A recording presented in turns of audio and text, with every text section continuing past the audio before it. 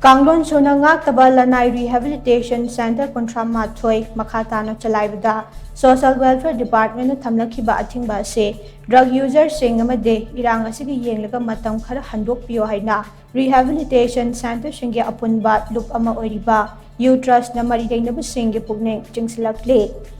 Haukiba April Kungamari da Social Welfare Department Thokiba Notice Amada LANAI Rehabilitation Center Kuntramathoi Blacklist Taukibaga Mari Lainana Manipur Press Club ki Thangjing Hall da Pangthokiba Paugi Mifam Amada Utrust ki Publicity Secretary Huining Subam Kishore Chan Hai Irang Asina Maram Orega Chawna Awaba Mayoknariba Rehabilitation Center Kaya Social Welfare Department ki inspection da mark nimna fangbadagi Center Kuntramathoi Asi blacklist tawkibane adamoinamak wadhoriba trust mark sing asi Irang Asigi manungda che thajinba nanghodaba amade atai apikpa hiram kaya da chitha nanta hobudagi oikiba kaya yaure blacklist tawkraba LANAI Rehabilitation Center Kuntramathoi asida punna drug user lising amaga chamanga rob layengduna leiribane Pumnamaga Asigi Yenglaga Department Thokliba order do Matam Khara Handokpiyu Center sing asida wathoriba trust mark asi menkhatnaba tha tarukki matam pibiyu haina so